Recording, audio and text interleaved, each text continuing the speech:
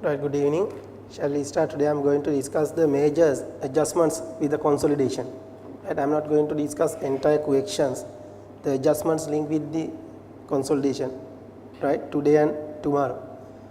Okay, first of all, these are the definitions, right? I am not going to read those definitions, but you can experience in the last June exam, the first correction in the 50 mark correction, the third corrections. They tested the definition, not the definitions, relating to the standard data, whether there is a control or not, how you are decided that, right?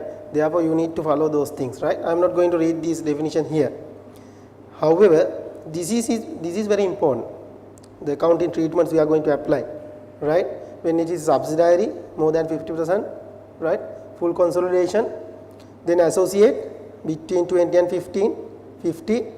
Equity accounting, because it is associate, but keep your mind to account as an associate, they should have significant influence over the business, right? How significant influence we calculate like this. This is very important. The examiner can be tested whether there is an associate or not. It is not enough to holding between 20 and 50.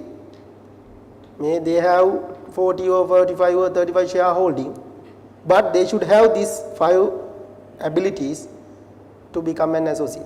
First one, they should have ability to appoint at least one director into the board, right? If they have ability to appoint directors to the board, at least one, they have significant influence. Sometimes it may be lower than 20, right? But they can appoint that associate. Then participation in the policy making process, material transaction between investor and investee, interchange of management personnel, provisions of essential technical information.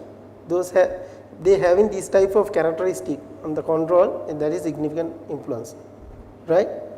That need to be keep your mind, right? Then other investment, especially lower than 20%, we consider that financial instrument, especially financial assets, because they invested in other company, right? Then control. To get the control, you should have to test, you have to whether they having control ability over the business or not the 50%. When we take the sub-subsidiaries, they have a 50% control on the sub-subsidiary, right? For example, assume company A, right? When we take company A or P having 80% on S, right? Then S having 60% on double S, right? Now P having control ability over S because they having 80%, right? Again P having control over the double S also. Why? Because P can control S and S can control double S. Therefore, this is automatically become a sub-subsidiary. But when you take the shareholdership, 60% into 80%, how much? 48%. Now, when you take P as a sub-subsidiary of double S, they having only 48% shareholding of double S. Clear? Because to take the shareholding of double S by P, you need to multiply these two ownerships. It will take 48%. Now 48% not the 50% or more than 50%. As per the benchmark, it is lower the benchmark. However, P can control over S and S can control over double S. Therefore, double S automatically become a sub-subsidiary of P. Clear? You have to test whether they have controlling power or not. In your free-seen material also, right, based on the share ownership, as we discussed, right, there is no any major shareholding over any company, right? The focus company, as per the case, right, free-seen case, TSCA, Turusevana Eco Limited, right? That company, nobody having any major shareholding over that company. The biggest shareholding is 26% by the USA company. Remember that case? I am talking about the free-seen material, right? As the last time I saw that, the discussion day, you and me, but I can't remember the information, right? major shareholding of that TSEL is 26% by the USA company, right? But in the additional information will be given in the exam, may be provided additional information about the control over the business. Based on the control over the business, they may have a subsidiary, right? Sometime, I don't know, right? Therefore, the important thing is not the amount, the ability to control over operating and financial activities. Clear? When you take double S, they P having only 48% shareholding, but they can control. Clear? Right.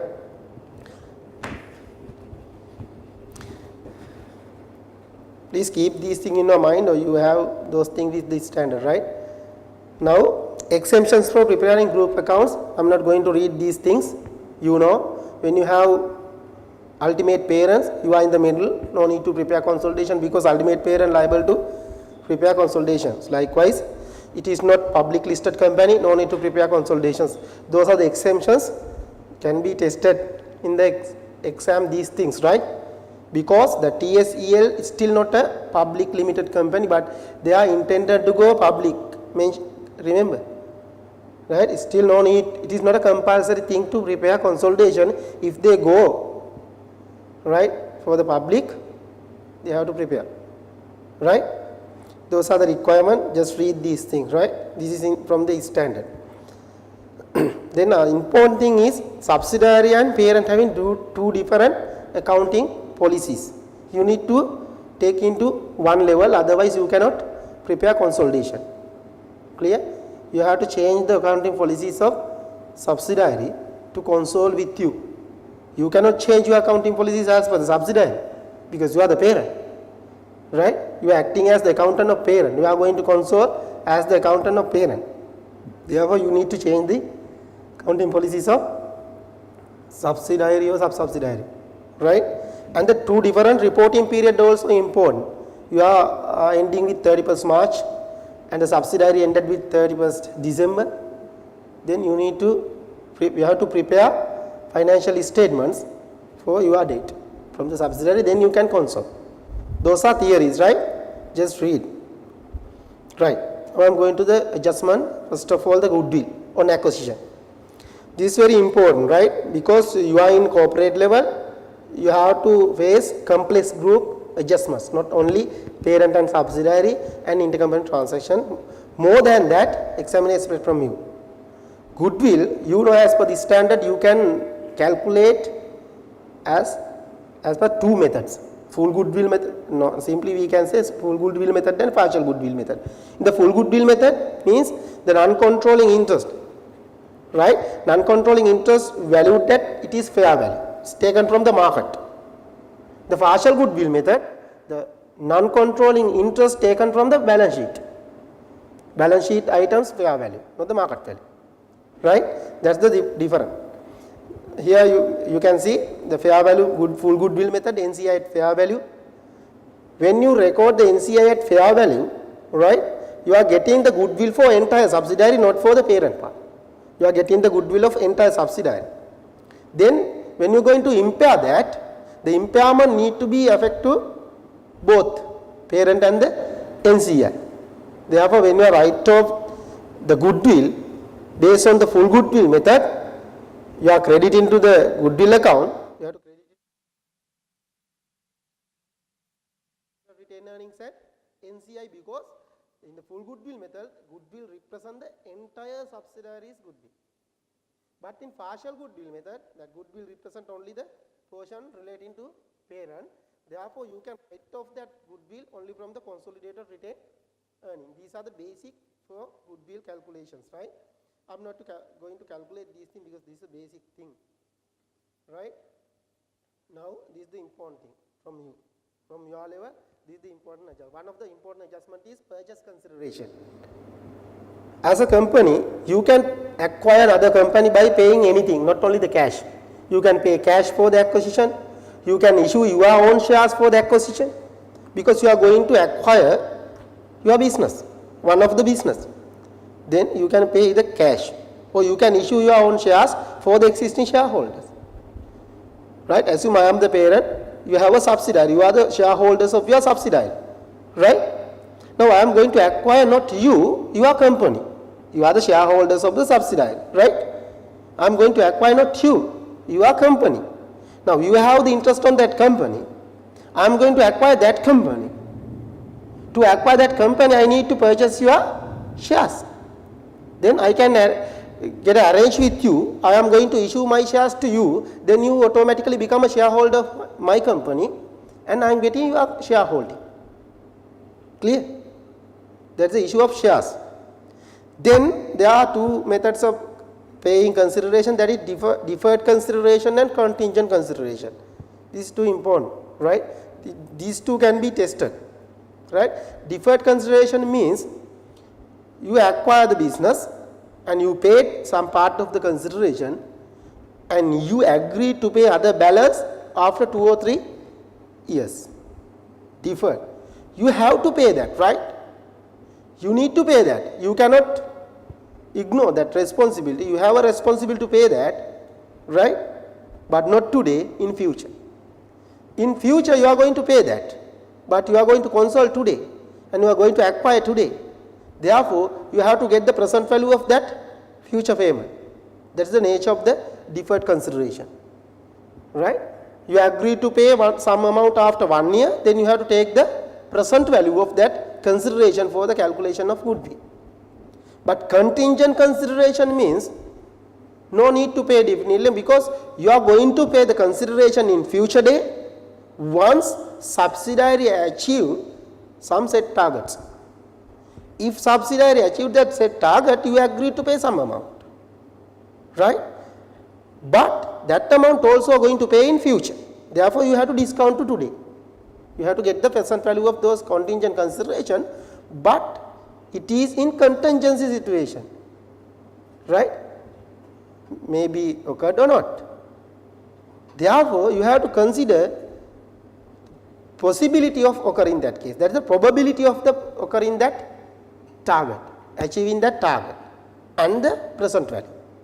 Definitely you have to take the present value because it in future day. Then you need to get the possibility, probability other than the time value of money, right? Take these examples. First one, the parent acquired 75% of subsidiaries $80 million $1 shares on 1st January 2016. It paid 3.5 per share and agreed to pay further 1.8 on 1st January 2008 after 2 years, right? The parent company's cost of capital is 8%. Now you are going to pay today 3.5 per share, right? And agreed to pay another $108 million after 2 years. Then how you are going to calculate the purchase consideration? First you need to calculate the amount you are going to pay today, that is 3.5 to 80 million shares, right? You need calculation in the board. You can calculate, no? Then discount 108 by discounting factor by using 8% for 2 years, right? Because it has 2 years. Then second one, the parent has agreed to acquire $12,001 shares in the subsidiary by issuing 5 of its own $1 shares for every 4 shares, right, in the subsidiary. The market value of the parent's company shares is $6, right? Then you are going to issue your own shares. How many shares you have to issue? You are going to acquire 12,000 shares in the subsidiary by issuing 5 of it is $1 share for every 4 shares, right? Every 4 shareholders of the subsidiary, you are going to issue your own 5 shares. Then divide by 4 and multiplied by 5, then you are getting number of shares you have to issue into $6 per share, right? That is the consideration. This is an example, include all the things, right? Company P acquired 75% of shares in equity S. The purchase consideration consists of these 4. Cash paid, P issued 25,000 shares to existing shareholders of S. Market value of a share is 10. Another cash of 220,000 to be paid 1 year after the date of acquisition, that is deferred consideration, right? And cash of 500,000 may be paid, that is a contingent consideration 1 year after the date of acquisition, if S achieves a stated profit target. If they achieved, you are going to pay 500,000 after 1 year. It is revealed that there is only 60% chance, that's the probability, right, achieving that set target, and cost of capital 10%, and calculate that one. Total consideration should be considered in goodwill calculation, right.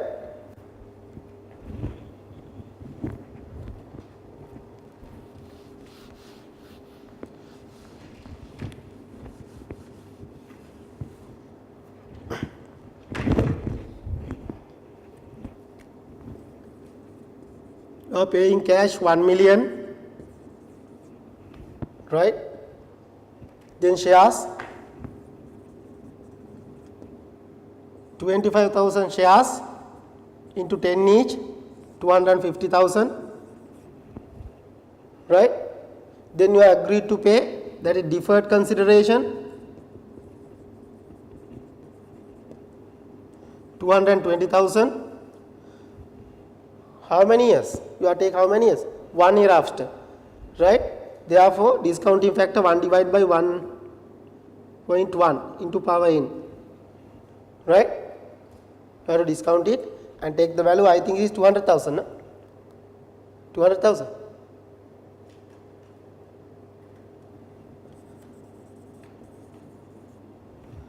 Then contingent consideration 500,000, agreed to pay 60% probability. How many years? 1 year, right. Therefore, discounting factor 0.909.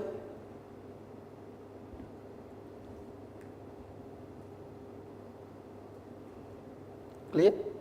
Total of these figures is the total consideration.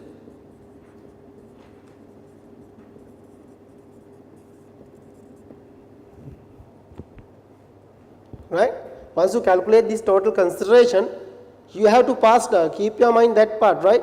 You have to pass double entries for those things, because especially for these two, they haven't any double entries in the individual financial statement.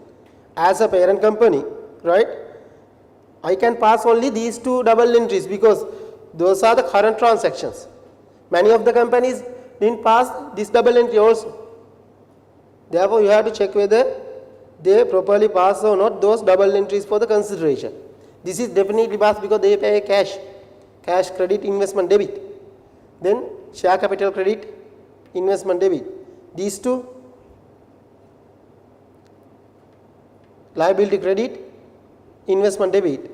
Here again liability credit, investment debit. The important thing is, you are not preparing consolidation balance sheet or income statement at the acquired date. You are getting to prepare after 1 or 2 years later, right. After 1 year or 2 years later means you have to pay interest on these balances. You are getting present value into the acquisition date, but we are preparing after 1 year from the acquisition date. Then it already complete 1 year. Therefore, you need to account interest also. What is double entry for interest on this one? Once you identify this reverse consideration, what's the double entry? At the date of acquisition. At the date of acquisition, acquired date, investment debit, liability credit, deferred consideration, right. Then assume you are preparing consolidation financial statement after 1 year. At that date, you have to record the interest on that. You have to accrue the interest, right. Who is the person liable to pay interest on that? Parent. Therefore, the interest on deferred consideration, right, consolidated retained earnings debit, liability credit. Likewise, you have to pass the double entry for the interest year by year, right.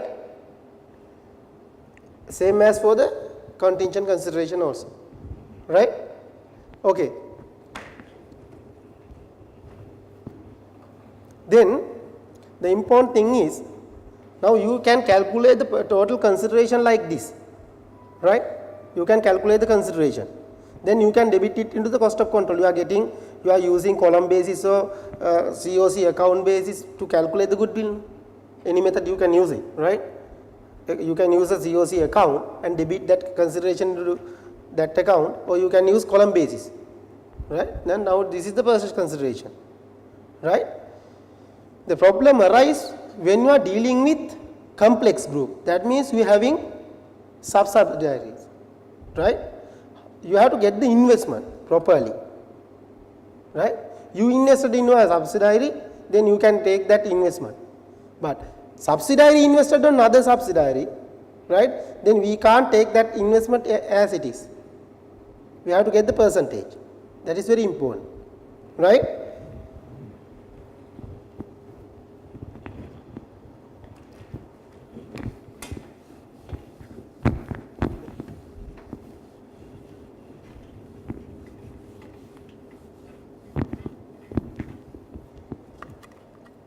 Right, assume P invested on S 80% and S invested on double S 60%, right?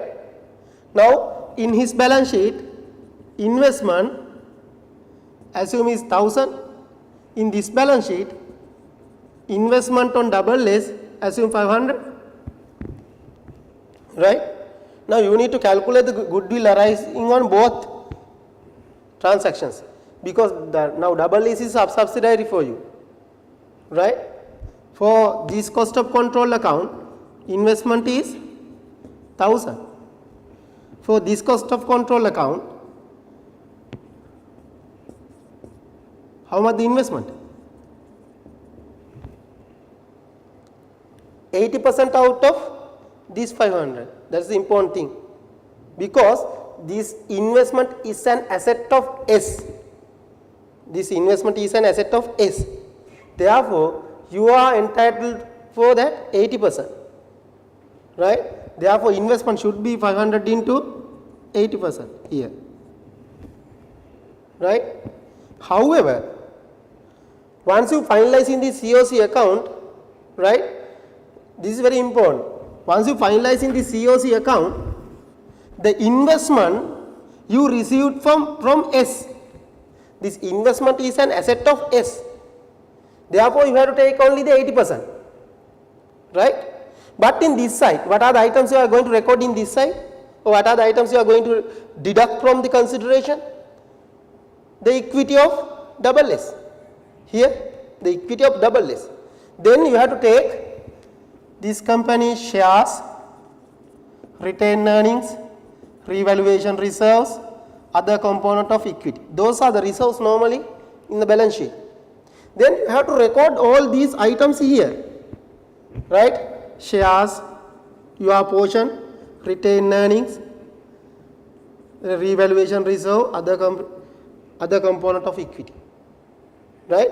I am talking without that NCI value, right? Then when you are getting your portion from here, how much you are entitled for out of this asset?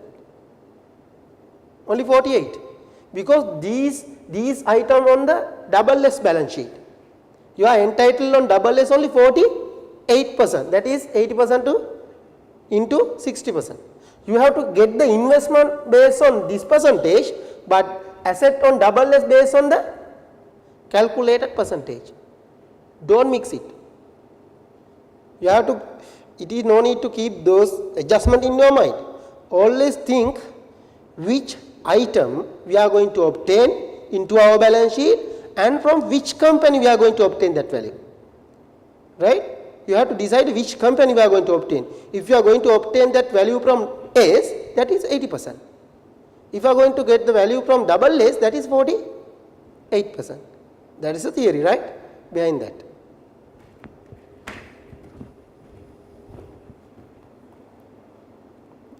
And pre and post acquisition profit of the subsidiary. This is the timeline. Now look at the start point and ending point of the timeline. starting point I mentioned as incorporate date, and end of the timeline I mentioned as reporting date. That is the entire lifetime of the subsidiary. Right? Now you can see after the incorporate date you have a date mentioned acquired date, green color column row. That is the acquired date. From acquired date to reporting date, again you have two areas, because the beginning of the current year and reporting date is the current financial year. Right? Now current financial year profit you are considering with the income statement. Right? Before acquisition profit you need to consider to calculate the goodwill. Then the profit between acquired date and opening date of the financial year. That is the important part. That is the portion you earn jointly. Therefore, the profit between acquired date and beginning of the current year is the part of the consolidated reserves. Clear? Before the acquisition date, entire amount goes to calculation of goodwill, no doubt about it, because pre-acquisition reserves. Within the post acquisition reserves, again you divide into two, between acquired date and opening date, then after the opening date. After the opening date, no doubt, because it is automatically calculated within the income statement, consolidated income statement. You are getting the portion out of there. But the profit between acquired date and opening date of the financial year is the part goes to where? Opening balance of the consolidated reserve. You are preparing consolidated statement of changes in equity. Clear? You have to prepare that. Normally in the questions, in past question papers, examiner didn't test, right, that part. They didn't ask to prepare consolidated changes in equity. They asked to prepare balance sheet or income statement. Right? If they directly test that statement of changes in equity, you have to record the opening balance of retained earning, opening balance of other equity or revaluation reserves. Right? At that time, you need to get the percentage from this part. Clear? That's the important, right? Here, this part. This is the amount goes out of this amount, your percentage, right? Goes to the opening balance of the changes in equity. Part of the consolidated retained earning beginning balance, because you are considering in the beginning balance. Is it clear? Right? This is very important, because most of the time they can be tested that changes in equity. It is not only for the retained earnings, revaluation results also same. Another component of equity also same. You need to get the percentage for you. Right? Intercompany dividend. Now, intercompany dividend, when we are considering the intercompany dividend, we are talking about the dividend declared or paid only by the subsidiary, because parent never pay dividend to its subsidiaries, because subsidiary never become a shareholder of the parent. Therefore, parent shareholders in the outside. No need to think about the parents' dividend declarations or payments. Ignore, just ignore and record it, because it is goes to outside. Clear? But the problem arises with the dividend declared or paid by subsidiaries. Here I am talking about the dividend by subsidiary. Right?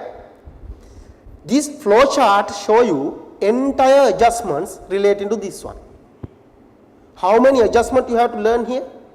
As per the flow chart? 6. First I will explain the flow chart. Right?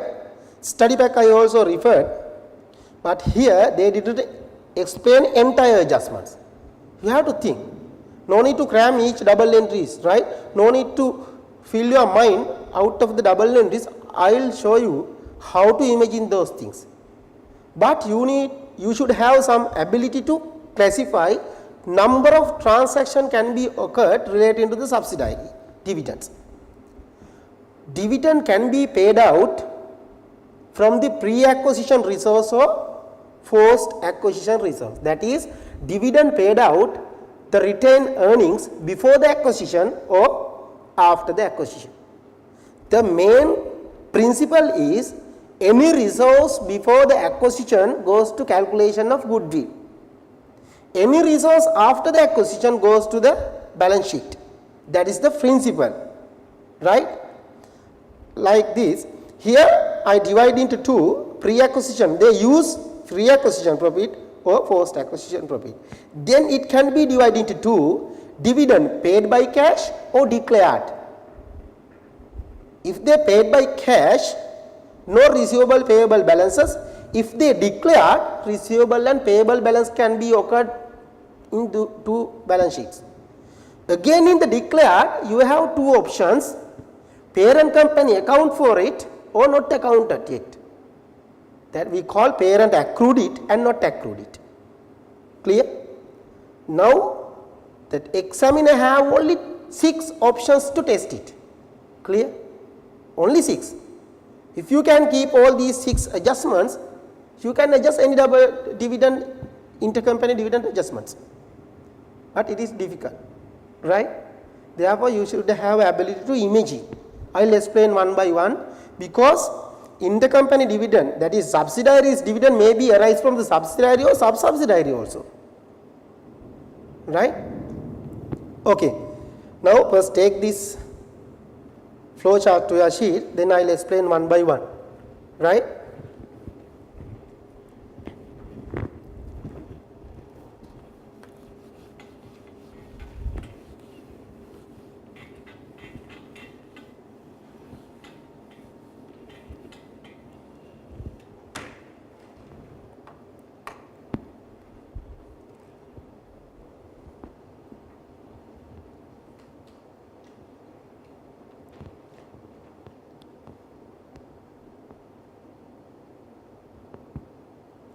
The important thing is the principle behind this one. Dividend normally paid out of reserves. Resource can be used from the free time or forced time. Pre-time resource goes to goodwill calculations. In double entry system, it goes to COC account. Forced acquisition resource should be gone to consolidated retained earnings. Clear? In double entry, you have to write down that, right? This is the principle. In double entry system, pre-acquisition profit should be where? COC account, in the consolidation. Post acquisition profit should be in the consolidated retained earnings. That is the principle. You have to act as per the principle, right? Okay. Now take the first one. Now take the first one. How you can explain that transaction? Right? How you can explain that transaction?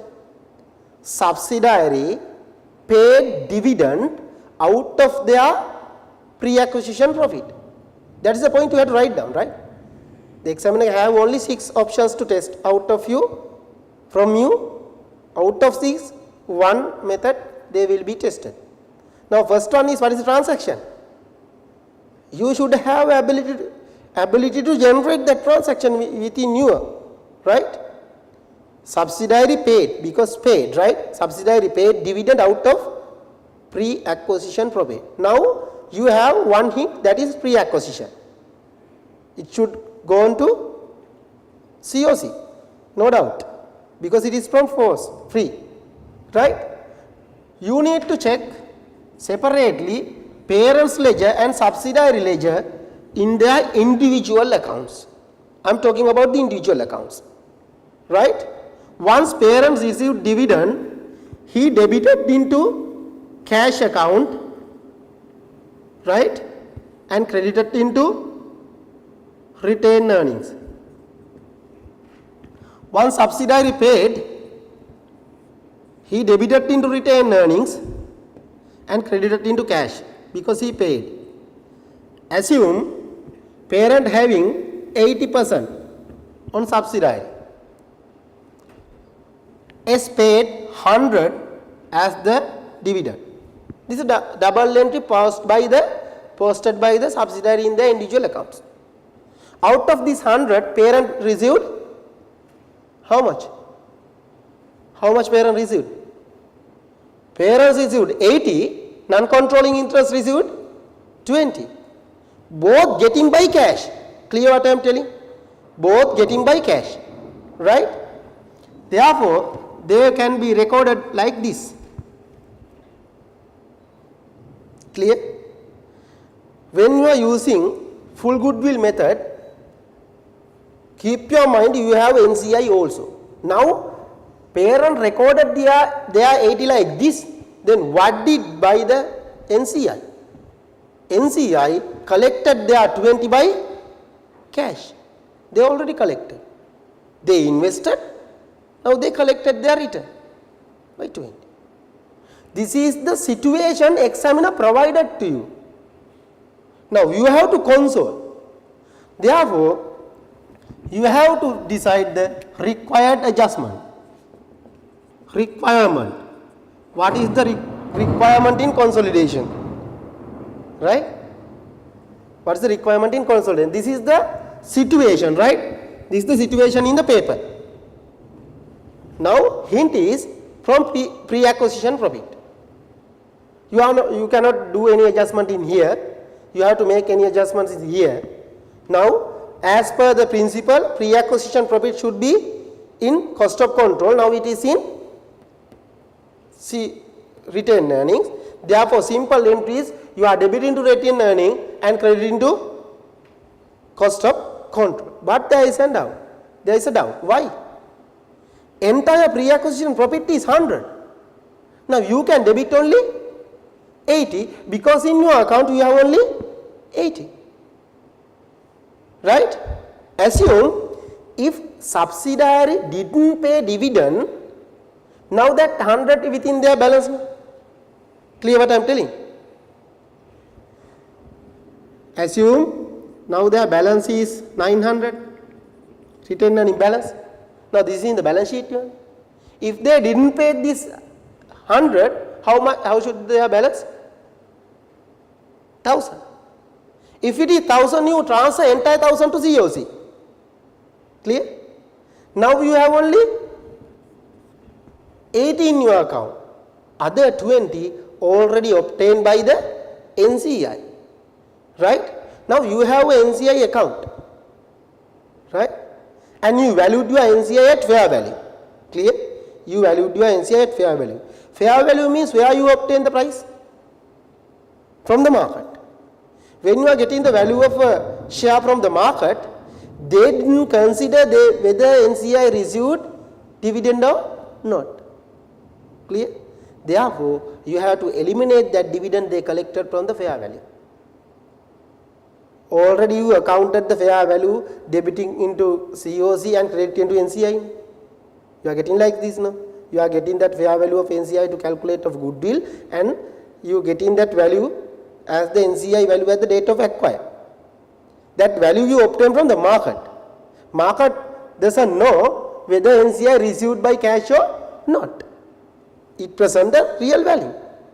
But they already received 20. Therefore, you have to eliminate 20 from the NCI. Clear? Therefore, what should be the double entry? You can debit into consolidated retained earnings. That is this account, right? Consolidated retained earnings 80. Balance where you are going to from where you are going to obtain? From the NCI account. Therefore, debit NCI 20, credit COC 100. In the column basis, what you have to do? Reduce 80 from the retained earning calculation, reduce 20 from the NCI calculation and take it into the goodwill calculation. Clear? Same thing. There is no difference between column basis and double entry basis. Same thing you are doing. The format, the difference is only the format. Right? This should be the double entry if you are in the first method. Clear? This need to be applied. Right? Okay. Just take this one before going to the second method, second transaction. Only one thing you have to think, what is? Which profit subsidiary used to declare or pay dividend? You know, if it is free, goes to COC. If it is forced, goes to retained earning. Right? That is the principle behind this one.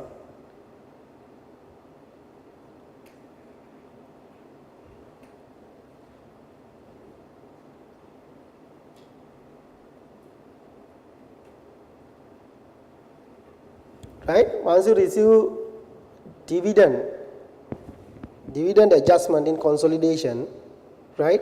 Keep your mind, first take a short picture like this. What is the present situation they are faced, and what should be the requirement as per the consolidation adjustments, right? Don't adjust without taking a picture of this one, because we don't know what happened actually in the individual financial statement. This is the situation in the individual financial statements, right? Okay, shall we move to second one? What should be the second transaction? How you can explain the second transaction?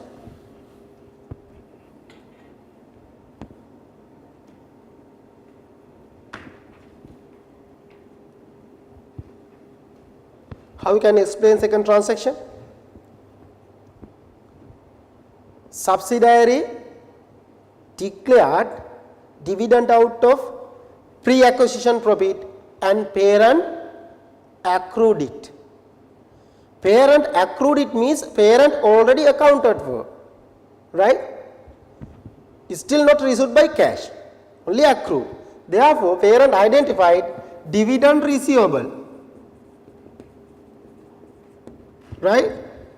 Subsidiary identified dividend payable. 100, here 80, because we have only 80%.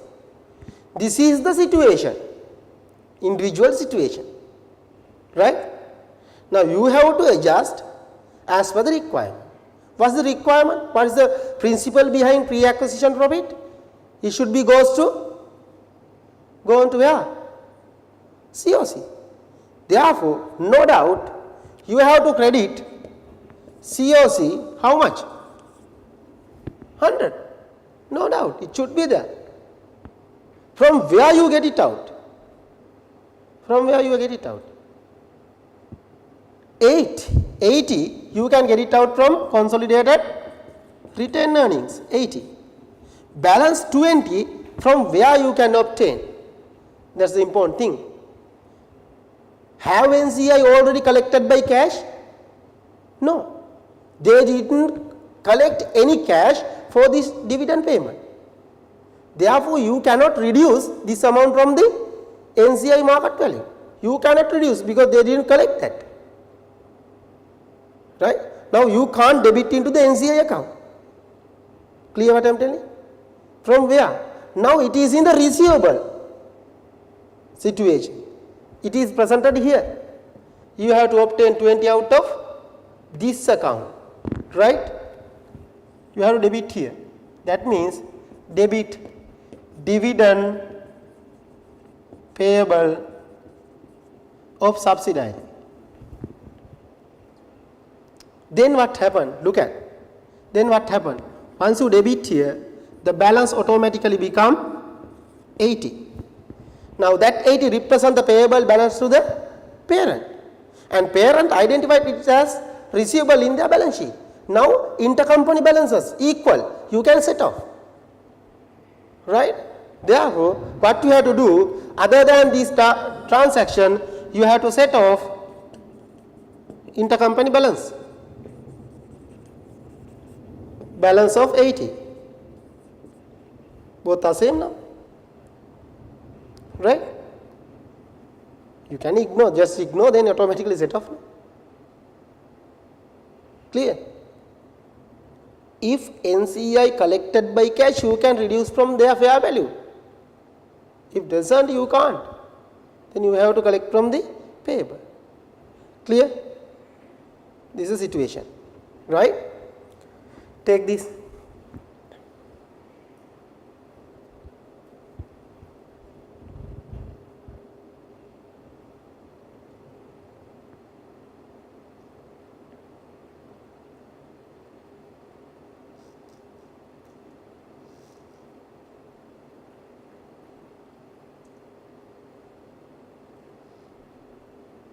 the consolidation accounting, don't go to cram any double entry, right? Don't put any double entry in your mind. You have to think only, right? Where should be recorded and where now it is recorded, and get it out and record in the real.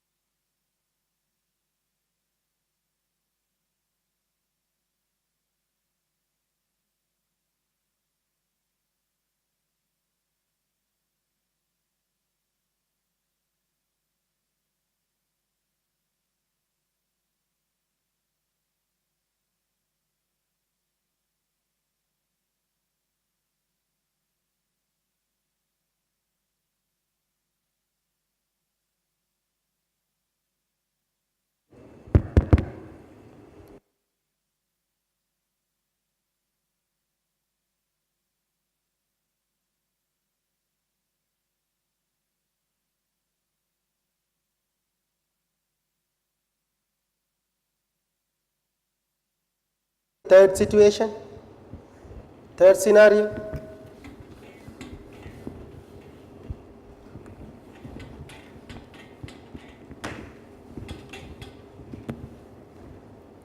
Now in the third scenario, what is the double entry? Transaction. Subsidiary declared dividend out of their pre-acquisition profit and parent not yet accounted or parent not yet accrued it. No any double entry or no any records passed in the parent's account. Therefore, in the current situation, no double entry here, right? No anything here, blank, nil.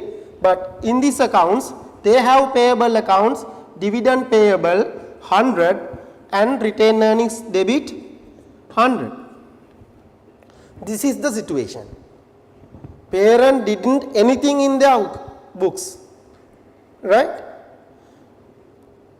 However, it should be credited to cost of control account 100. Clear? It should be credited to cost of control. Now, where you obtain that 100? Where you can obtain that 100? From this account. Debit this account. Debit dividend payable.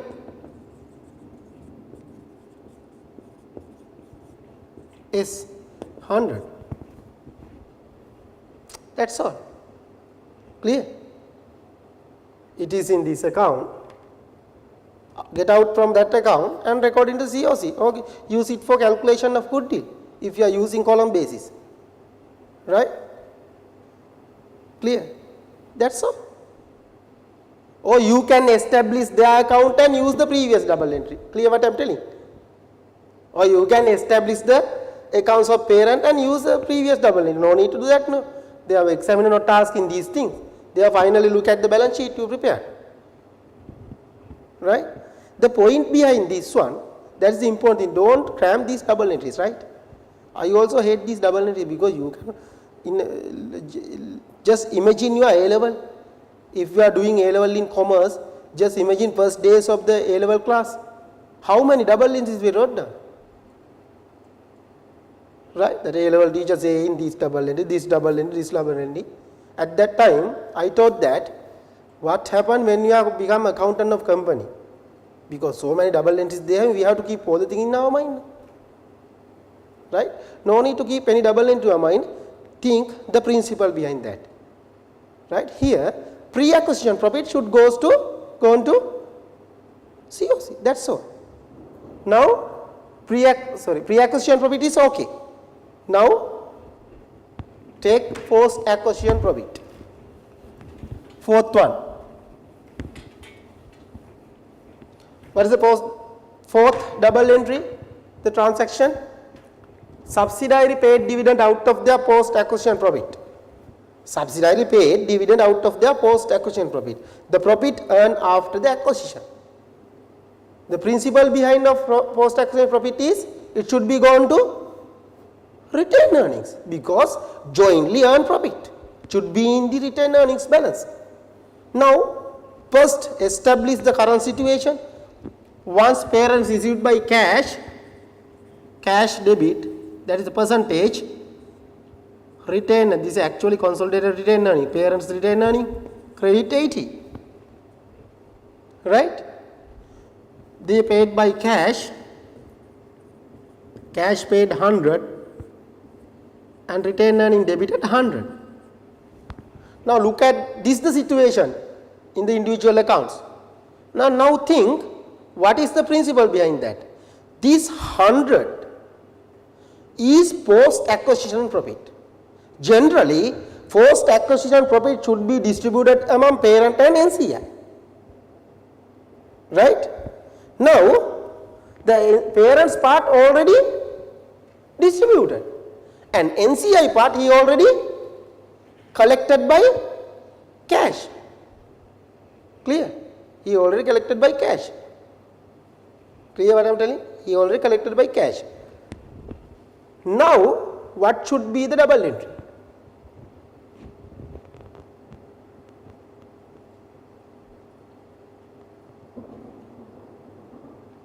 What should be the double entry?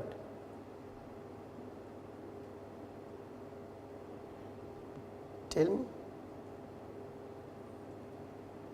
Please talk with me. Sorry?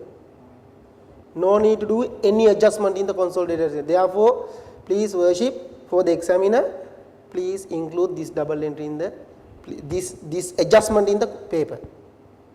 Then just skip the adjustment. No need to do anything. Why? The 80 is in the real place now. Balance 20 already collected by NCI. Right? Now, think about the first transaction. First one. In the first transaction, dividend paid out of pre-acquisition profit, you deduct that 20 from the NCI. Remember, here don't need to deduct that 20. Why? NCI fair value calculated up to the date of acquisition. This share of dividend after the date of acquisition, therefore no connection with this dividend portion and the NCI fair valuation, because NCI valued at acquired date. They received the dividend after the acquisition. Therefore, no need to make any adjustment in the NCI account and no need to make any adjustment in the retained earnings because it is in the real place. And just skip. Clear? Right. Now take the fourth one. What's the fourth one? The fourth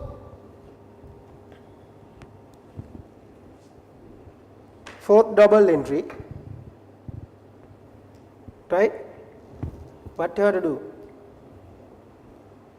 Current situation first, imaging and write down the current situation in the fourth one. Not fourth, no? Fifth one. Yeah, fifth one.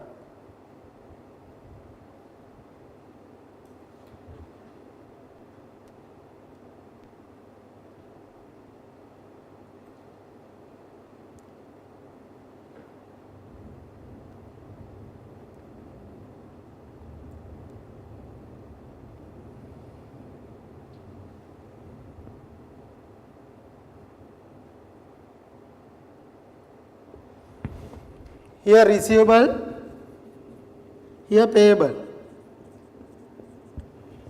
Now this is in the real place and NCI collected their dividend also, no doubt. Only the problem is to write off intercompany balance and remain 20. That is the amount entitled for the NCI. You can record it as separate dividend payable or you can credit it into the NCI account, anything. You can write off this 80 to this 80, then you getting 20 balance, this 20 balance goes to NCI. Clear? That's all. Okay. Now in the sixth one, this is the situation. No entries passed by the parent. Right? Then what you have to do? This 100 divide among parent and NCI. 80 for the parent, 20 for NCI. 80 for consolidated retained earnings, 20 for NCI. That's all. Right? The place is the important thing to realize, where it should be gone. Right? Now I think entire 6 entries are okay. But there is another thing, majority of the student making mistake with this one. Look at this example, I am going to explain. Right?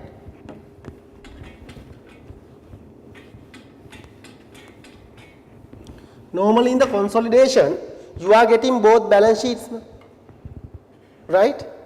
When you are getting both balance sheet, for example, look at this one, parent, subsidiary, they are normally presenting retained earning balance. Assume 100 and they having 80. These are the retained earning balance at the reporting date. Clear? The reporting date is 31st 12/2015. In the additional information, examiner can be mentioned acquired, right, on 1st January 2014. 1st January 2014 they acquired. At the date of acquisition, retained earnings of subsidiary, they may be say 60. Clear? Those are the information normally provided in the question. Now, when you take that retained earning accounts of subsidiary, you are putting balance as how much? In your workings you are putting balance as balance from the balance sheet. That is 80. Clear? Now normally, as our practice, we divide into two, pre and post. Right? Then in our practice we say this is 60, this is 20. Therefore, this entire part we post into cost of control account. This is among the parent and NCI. This is normal practice. Other than this information, right, assume there is another information. That information mentioned subsidiary paid dividend of 20 out of pre-acquisition profits. Right? This is the additional information. Subsidiary paid dividend of rupees 20 out of their pre-acquisition profits. Clear? Now, tell me, can you classify like this? Now you have 80% balance in your balance sheet at the reporting date of the subsidiary. Right? And additional information mentioned, subsidiary paid 20 out of their pre-acquisition profit. They paid. And there is another additional information at the date of acquisition, how much the retained earnings of subsidiary? 60. Now can you say that 60 already remain in here? No. At the date of acquisition they had 60. But after the acquisition they paid 20. Therefore, they have only 40 here. Clear? They have only 40 here. And post acquisition profit is 40. Right? Clear? That's a double A. Now, you are transfer this 40 into COC account. Normally you have to transfer this 40 into COC account in full goodwill method. Clear? Right. But as per the adjustment, how much the post acquisition profit? Pre-acquisition profit? 60. When you take COC account, here retained earnings should be how much? 60, still you transferred only 40. From where you identified the other balance 20? Look at the first double entry for the first double. I am talking about the number 1 adjustment as per the flow chart. Clear? Look at the double entry you wrote down for the number 1 first double entry. You are taking parent portion from the retained earning and NCI portion from the NCI account and turn it into COC. Then automatically that 20 become to here and it is 60. Clear? That's why we have to pass that double entry you wrote down on the number 1 adjustment. Clear? That's very important. Here you have to record actually 60 because that's a pre-acquisition. But from the accounts you have to get only 40, balance come from consolidated return and NCI and credit into COC. That's how entire 60 coming to here. That is very important. Keep your mind when you are receiving adjustment for pre-acquisition profits. The pre-acquisition profits, normally if there is a dividend issue or declare or payments, you have to be careful with the classification of this balance. You can't say here they have 60, now they have only 40. Otherwise you will be misled with this forced acquisition profit. Clear? That's the important thing behind this one. Okay. Now this is the conclusion for dividend by the subsidiary. Normally examiner have only 6 options to test. Right? Clear? Out of that, 1 method can be tested. I don't know what is that, but no need to cram anything. Think about only which profit they used. Clear? If it is free, goes to COC. If it is forced, goes to retained earnings and NCI. That's all. That's the principle. Clear? Right.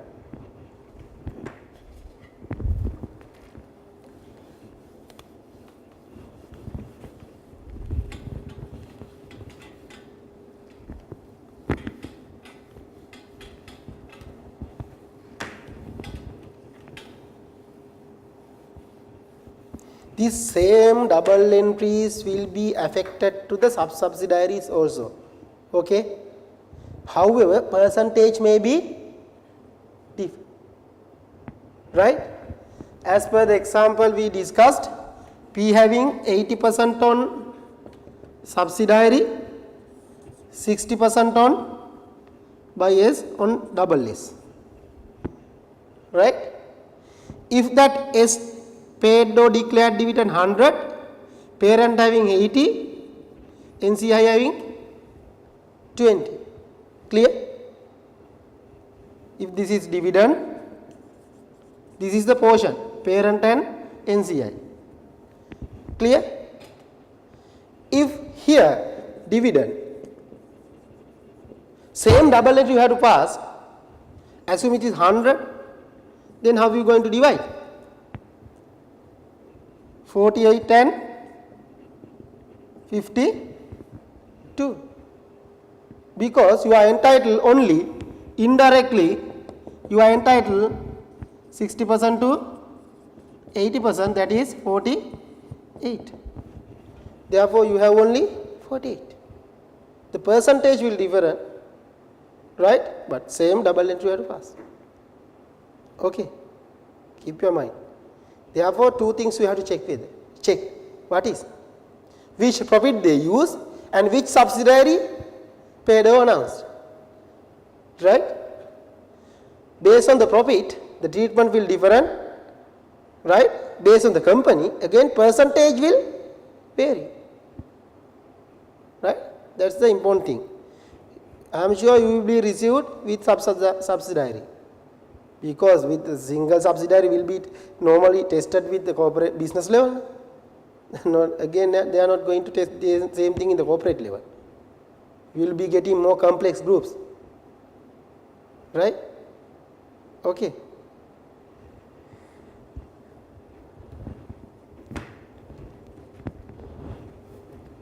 Anybody have any question relating to dividend declaration? No? Right. Then second important one is transferring of PPE between group, within the group. Right? Now, look at my classification. Here I am trying to explain entire effect, but one effect out of these 4 examiner will be tested. I don't know what is that.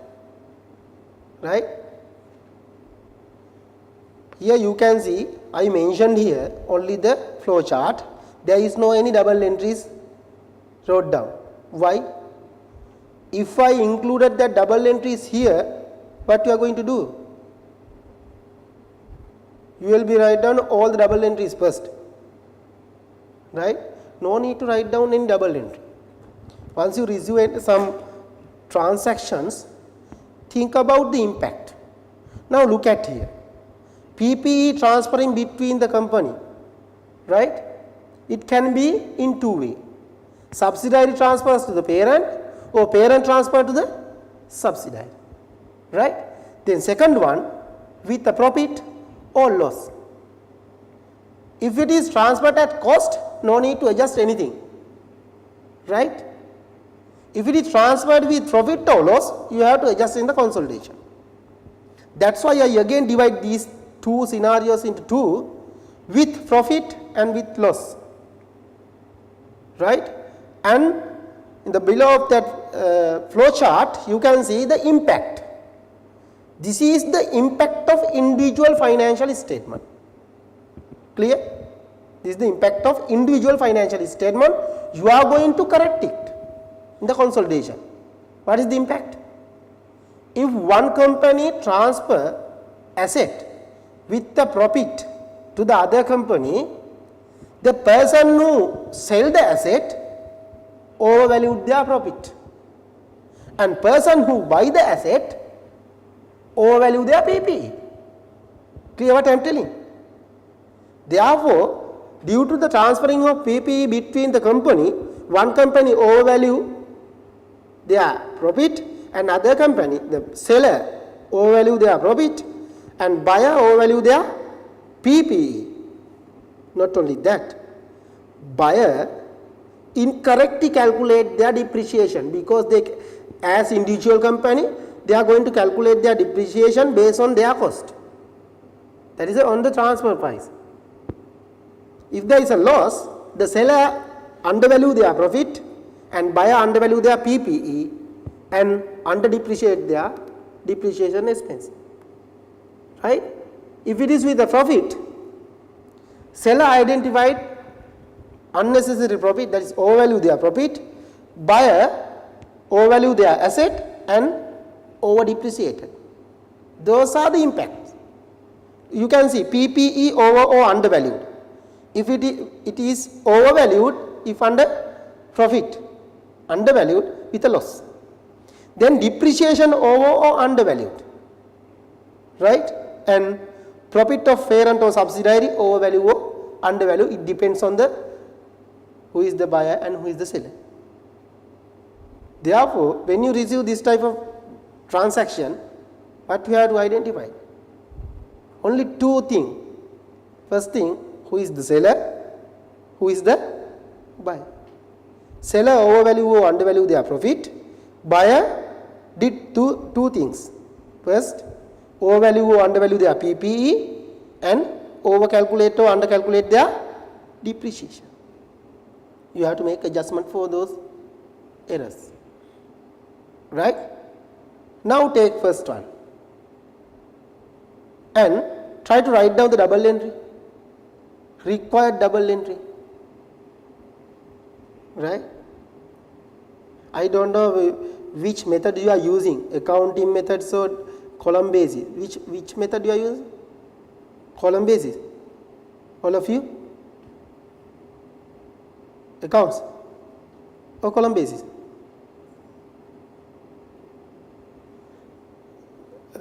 Column basis is very easy to calculate and very easy to do the consolidation, right?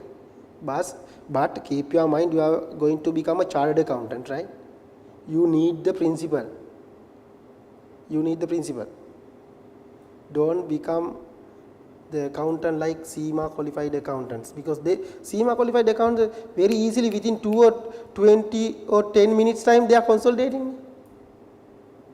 They are consolidating, but they don't know the principle behind on that one. Ask why you are putting this 20 here and this one this here, they don't know.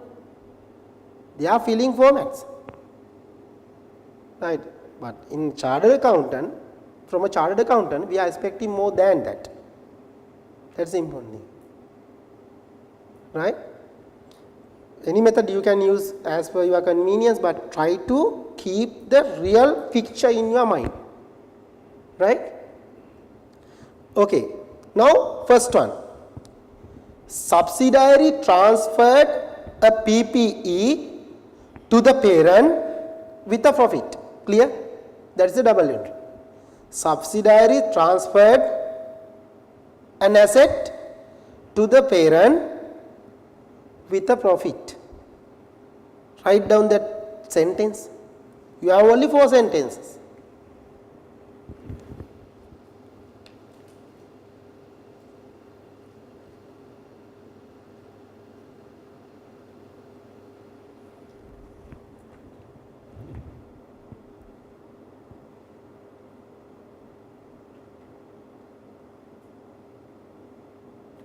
Okay. Now, what are the questions you have to ask from yourself at the examination? What are the 4 questions? What are the questions you have to ask? Who is the seller? Who is the buyer? Write down who is the seller? Subsidiary. Who is the buyer? Parent. Then what happened in their individual accounts? What happened in the subsidiary's account? Subsidiary overvalue their profit. I am just talking about only this one, right? I am not going to talk other 3 double entries I asked you to do. Once I complete the first transaction, the first one, no need to explain other 3, right? Okay, now take first one. Subsidiary transferred an asset to the parent with a profit, right? Seller is the subsidiary. Subsidiary overvalue their profit. Write down, subsidiary is the seller. They overvalued their profit. No need to write down these, not in the exam, right? I am trying to build your mindset, right? Subsidiary overvalued their profit. Then what happened in the individual accounts of parents? They overvalued their PPE plus they over depreciate their asset on that profit. Right. Now what is your task? You have to correct those things. Now first take that parents part, subsidiary part. Now you have to eliminate additional profit they identify. Then where you have to debit? Normally you know, to eliminate the profit you have to debit. Now you have to debit into the subsidiary account. Subsidiary retained earning, because this is after the acquisition. You have to debit into subsidiary profit and loss account, that is retained earnings. But normally we are not going to do any adjustment of others ledgers now. Normally you know, if you want to do any adjustment, you have to take it in your ledger. We are not going to take adjustment in others ledgers, right? Therefore, now what you have to do? What you have to do? We know the subsidiary profit after the acquisition gone to parent and NCI. Therefore, you can eliminate from those accounts. Therefore, write down the double entry, debit consolidated retained earnings, debit NCI percentage on that profit. Debit consolidated retained earnings, you need to write down the double entry in the board. Or can you write down? You need, no? Right.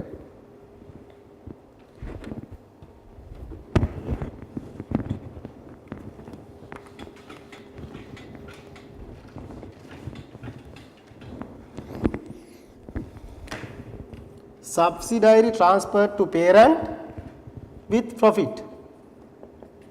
I am talking about PPE, right? The impact is subsidiary overvalued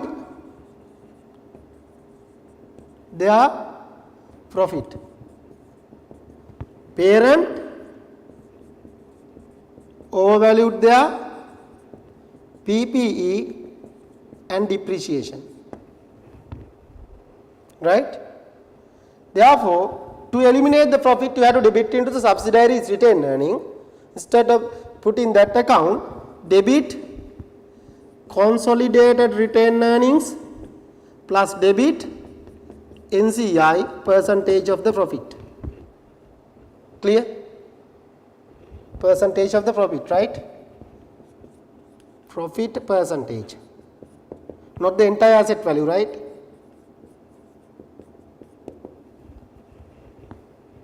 And credit into PPE account entire profit, you can eliminate the overvaluation of asset. Through this double entry, you can correct this case and this case. Now here overvalued your profit and over calculated depreciation. But through this double entry you cannot correct this one. But these two cases you can correct. Right? Then you have to correct this one.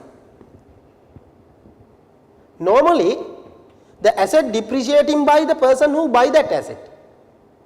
Right? Now, who is the person who depreciated this asset? Parent. How we depreciated? Profit and loss, debit, asset, credit. Now, we are going to eliminate it, vice versa. Right?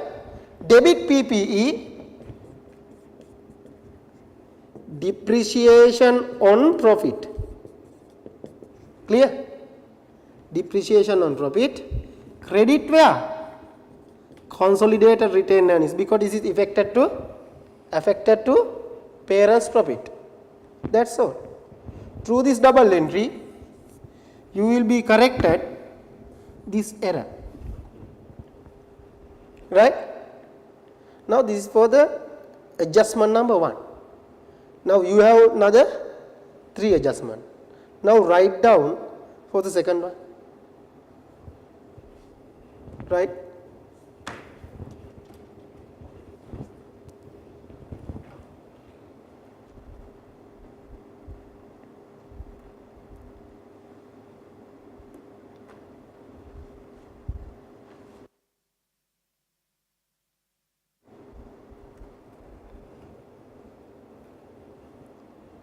Just think and write down the double entry for the second one.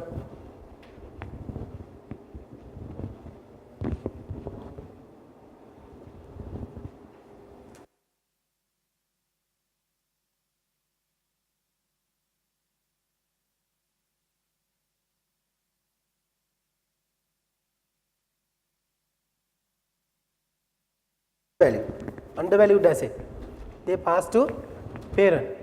Now, in fact, you can write down in the S what happened? They undervalue their profit. Then the parent, they undervalue their PPE and they undercalculated their depreciation. Then you have to pass the vice versa of these two double entries. Right? I saw that some students thinking like this, what happened, what happened. No need to think. If this is the double entry for profit, then vice versa entry for the loss, same. Right? Clear? If it is a loss, you have to increase the PPE value, debit PPE, credit both accounts. The vice versa. Clear? Again depreciation same. Debit retained earning, credit PPE. But in the practice, what you have to do? You are taking PPE in the balance sheet top row. Within bracket, you can write down the PPE of both companies from the balance sheet. If there is a sub-subsidiary that also recorded there, then minus. If they are over depreciation, minus. If they are over under depreciation, plus that amount. Clear? No need to pass a double entry. But you need to keep the double entry in your mind. Right? the recording and calculating can be create a chartered accountant, but the double entries and the principal will create the perfect chartered accountant. That's the difference, right? Okay. Now second one is okay, the vice versa. Then take third one. Third situation.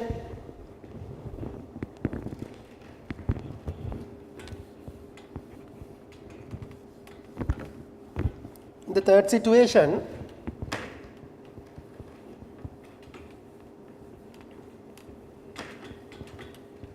what happened there? Parent with profit to subsidiary, right? Now parent is the seller, right? Parent overvalued profit. Subsidiary bought it, right? Then they overvalued their PPE, and same they overcalculate depreciation,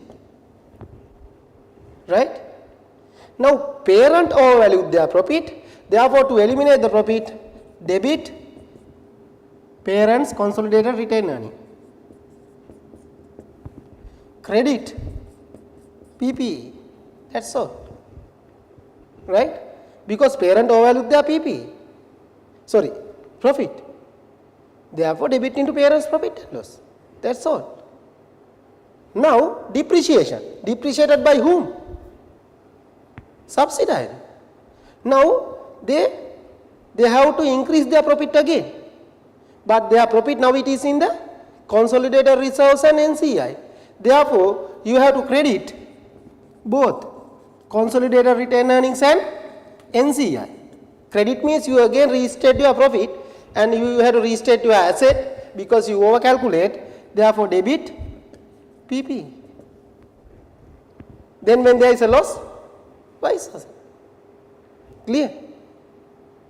That's why I told you, no need to cram any double entry. You should have enough powerful mindset, right? Okay, that's all about the PPE transfer. Out of this four, one adjustment may be tested in the exam. It may be from the subsidiary or with sub-subsidiary, right? The percentage will change, that's all. If it is with the subsidiary, the direct percentage. If it is a sub-subsidiary, you have to calculate the percentage. That's all. Clear? And other part, sales of goods within the group, the inventories, the trade stock. Goods means trade stock, right? Look at the picture. This is the mind map. You need to keep your mind. Now the entire box, blue color, represent the entire group. Within group you can do circles, right? The two circles represent the parent and subsidiary. Now I mentioned here only one way, that is parent sold goods to subsidiary. Other side can be happen, that is subsidiary sold to parent. Therefore you may have to draw two pictures like this. This is from parent to subsidiary. Normally any company who sold good to other company purchase those from the outside. Now parent, look at the picture, parent obtain 100 unit at 10 from the outside market. Out of that 100 he purchased 40 units sold to subsidiary. You can see, right? 40 units sold to subsidiary out of 100 purchased. Another 30 unit sold to outside customers. Clear? You can see the price he used and the price he purchased, right? Now subsidiary having stock because he purchased 40 items. In his balance sheet, in his store, they having 40 items. Out of that 40, 20 units is sold to outside customer, right? Now what happened? The closing stock of each individual accounts, now he bought 100 units, sold 70 items and remain 30 items as 10 cost, as per the assumed cost is a low value when comparing with the NRV, therefore they use cost 30 items at 10. Therefore total closing stock value is how much in the parent's accounts? 300, right? Now take the individual accounts of subsidiary. They bought 40 units and sold 20 units, remaining 20 items in their stocks. These need to be corrected, right? 20 items their stock. At which price? The cost is 15 for them. Cost is 15 for them. Therefore 20 for 15, 300. Right? Now when you are going to combine those two stocks in the consolidation balance sheet, what happened? Their stock at 10, their stock at 15. But the entire stock came to the group at 10. Therefore now you can conclude that that 5 should be eliminated. Clear? That's the entry. From where you have to eliminate, that is your mind. The profit identified by parent, stock identified by subsidiary, that's all. Debit parent profit, credit stock of subsidiary. That's all. That is the double entry. But important thing is what happened there. Right? I know you already know the double entry. If I provide a consolidation question now, you will be balance it within 5 or 10 minutes. But the important thing, what happened behind of that. Right? Clear what I am telling? The entire stock from the 100. Now closing stock is here 30 and here 20. Entire stock is 50. Right? Now 50 should be at 10. Because within the group, they came from outside at 10. That's the cost. Therefore this 5 you need to eliminate. That's the unrealized profit in the closing stock. Right? Now you can draw the fixture for other way. That is, subsidiary is all goods to the parent. Try to imagine and draw, because if you can try now, you will be never forget that. Right? Assume subsidiary is all good to parent. The important thing is the double entry. Here, seller is parent, buyer is subsidiary.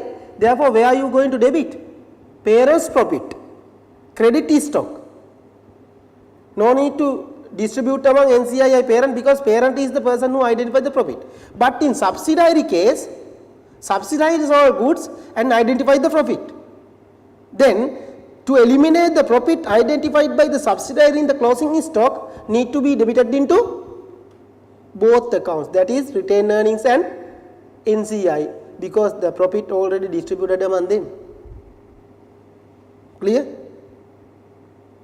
In the balance sheet, when it comes to the income statement, the intercompany sale, entire sale, need to be eliminated from sales and cost of sale and no effect to the gross profit, because you are going to eliminate same amount from the trading account. Clear? That is in the income statement.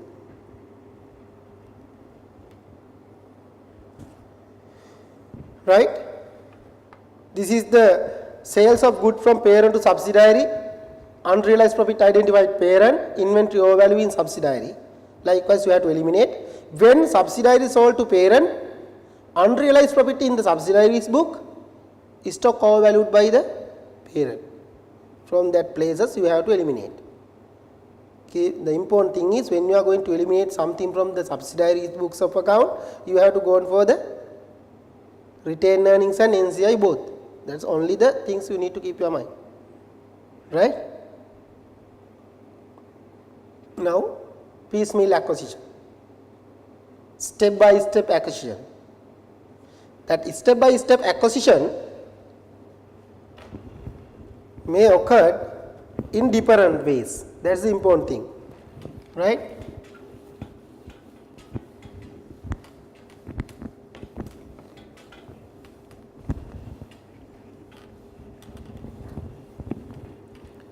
piecemeal acquisition can occur in three ways, right? Normal equity investment may be converted into subsidiary. Clear? Then associate may be converted into subsidiary, right? Or subsidiary increase their holding. Increase their holding. For example, in the first time they acquired only 15%. In the second time they acquired another 60%. Then total altogether 75. That means normal equity investment converted into a subsidiary. The first time investment they having only 30%. They acquired another 30% and converted into subsidiary. Clear? And subsidiary increase their holding by acquiring more. Clear? You have to use different accounting treatment for each case, right? Because when you going to convert your equity investment into subsidiary is different, because equity investment came as per the financial asset. Then you are going to convert it into subsidiary. The associate, it is recorded at equity method, and now you convert it into subsidiary. Subsidiary increase in their holding is a different treatment, right? Now there are examples. Take first one. Take the example, right? Nikembo, whose year end 30th June 2009, has a subsidiary, Amanwell, which it acquired in stages. The details of the acquisition are as follows. First holding 20%, acquired at 1st July 2007, retained earning at that date 270. Take this information, right, before going for the answer. Then purchase consideration paid 120 million. Then again after 1 year later, after 1 year, they acquired another 60%. Purchase consideration is 480. At that date, retained earning was 450. Now this case, 20 into 80, they increased their shareholding from 20% to 80%. Clear? 20% to 80%. In the 20% situation, it may be equity investment or associate. We don't know. It is depend on the ability to make influence. Right? Look at the explanation. The share capital of Amanwell has remained unchanged since it is incorporation at 300 million. Entire share capital is 300 million. Subsidiary. The fair value of net asset of Amanwell were the same at their carrying amount at the date of acquisition. Nikembo did not have significant influence over Amanwell at any time before gaining control of it. That means before getting that 60%, they haven't any significant influence. That means that is just equity investment. Now that investment, equity investment converted into subsidiary after the subsequent acquisition. Clear? Right. The group policy is to measure non-controlling interest at its proportionate share of fair value of the subsidiaries identifiable net asset, that is partial goodwill method. Right? What is the question they will be tested? Calculate the goodwill on acquisition of Amanwell that will appear in the consolidated statement of financial position. Calculate the profit on derecognition of any previously held investment in Amanwell to be reported in group profit and loss. That is the important thing. That's why I told you here 20% how they treated in their individual financial statement before the subsequent acquisition. Right? Before the subsequent acquisition, they treated it as financial asset. They haven't any significant influence. The financial asset in equity investment means it may be fair value through profit or loss or available for sale. No any other option. You can't say it may be held to maturity or loan and receivable, it should be fair value through profit or loss or available for sale. This should be available for sale, because due to this subsequent transaction you can be concluded they haven't any intention to liquidate that investment in shorter time period, right? If they recorded that 20% shareholding as available for sale, year by year they revalued at fair value and identified gain or loss in the OCI. That's the important point. Now when you going to convert it into subsidiary, you have to reclassify those things. That's why it is very important. That's why I told you these three is very important. Clear? If it is in associate and converted into subsidiary, you need to think about the associate accounting treatments. Clear?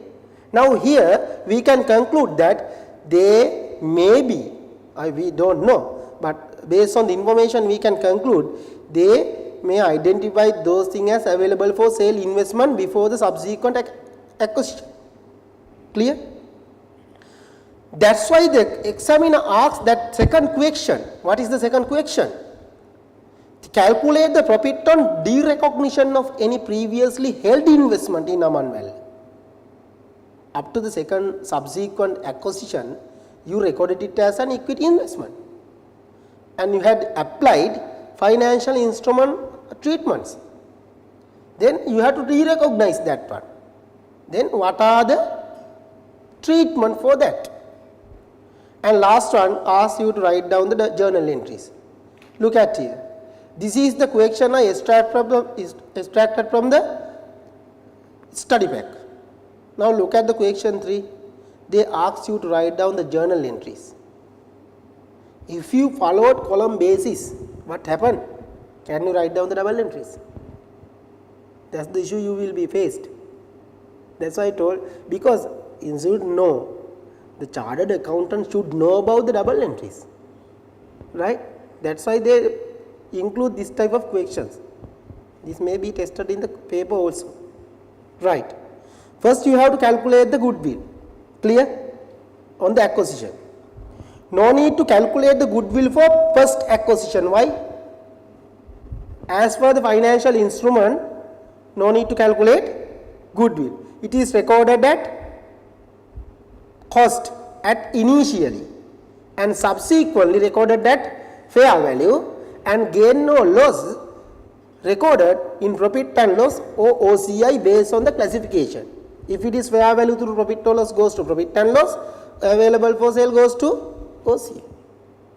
No need to calculate the goodwill for first one.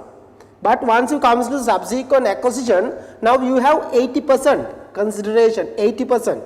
Now based on the 80% you have to calculate the goodwill, right? Look at the goodwill calculation.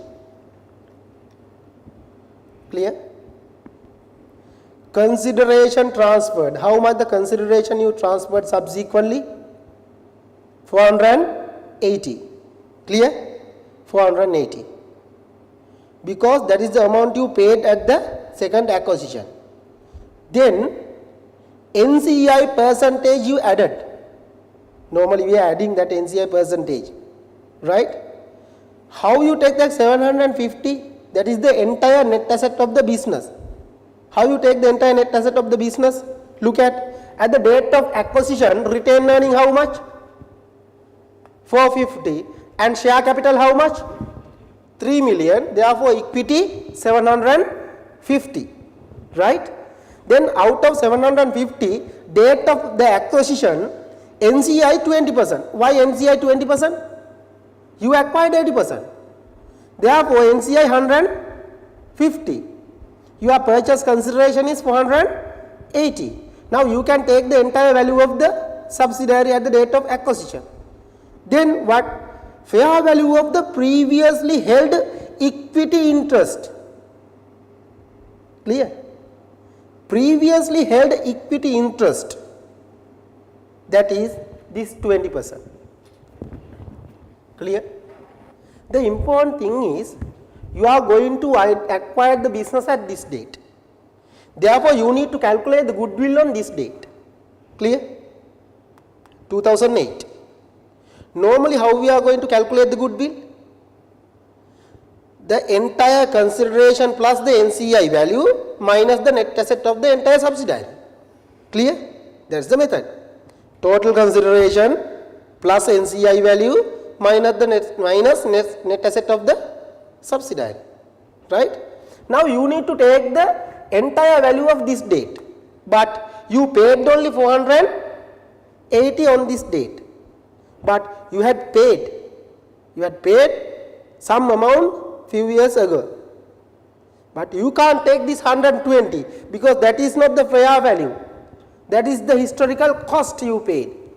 Therefore, for that 20% you need to obtain the present value of today, fair value of today. How you obtain? You know, the 480, the consideration you paid today, right? 480 is the fair value of 60%. Clear what I am telling? 480 is the fair value of 60% you acquired today. Clear? Then divide that 480 by 60 and multiply it by previously acquired percentage 20. Then you can see here divide by 60 multiplied by 20 and fair value of that 20%, fair value of today, right? Fair value of today is 160. Now the value of these three represent the fair value of the company today. Clear? 480 you paid today, right? 150 is the NCI value, 20% out of their equity. You acquired 20% 1 year ago for 120, but 120 is not the fair value. To obtain the fair value, you take the amount you paid today, divide by the percentage you obtained today, multiplied by the percentage you obtained 1 year before. Now, for 180, 150, then 160. All together represent the entire value of the entity, and the books value is 750 and goodwill is 40. Clear?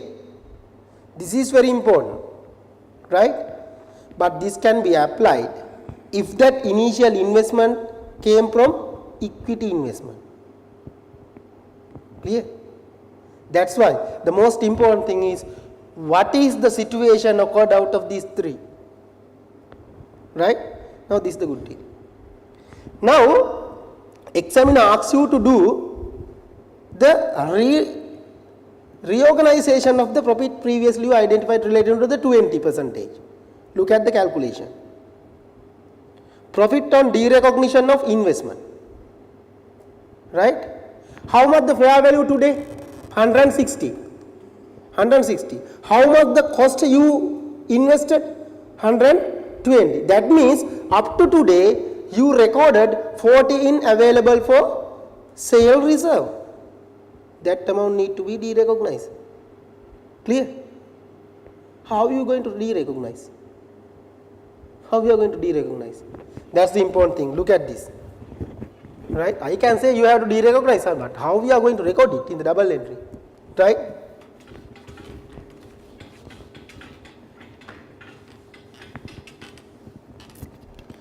Take cost of control account. This is the goodwill calculation, right? Investment today, how much? 60%, 480. Cash book credit here, debit. It's okay, right? Then NCI, 20%. How you record? NCI account credit here, debit 150. NCI credit. Clear? That's a double entry. Then previously acquired 20% investment. These two are the company's investment. How you take it? You have to take it at fair value. You invested only 160 or 120. You invested only 120. Now here you have to take it at 160 or 120. Fair value of today, right? that is 160, right? How the double entries occur? Before this acquisition, your individual account have investment at available for sale, right? How they recorded it, 120 is the cost, OCI credit here debit 40, right?